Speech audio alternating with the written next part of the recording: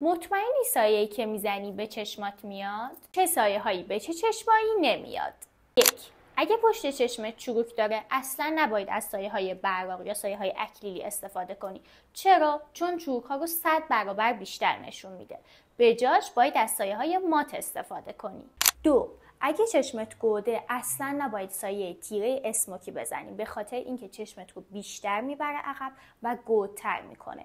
به جاش باید روی پلکت رو سایه روشن یا اکلیلی بزنی که بیاره بیرون و استخون زیر ابروت رو با سایه تیره تقریبا مات بزنی که اینو ببره عقبتر و این دوتا به هم دیگه نزدیکتر بشن. 3. اگه چشمت روه یا برجسته است، سایه های اکلیلی و رنگ های گرم این قلمبگیش رو بیشتر نشون میده و چشمت برقلمبه میشه و میاد بیرون. به جاش کاری که باید بکنی اینه که سایه های مات بزنی اگه میخوای روشن بزنی یا سایه های تیره بزنی که این برجستگی رو ببره عقبتر. حالا توی این موردهایی که گفتم شما درست سایه میزنی؟ بفرست واسه اونایی که سایه اشتباه میزنن.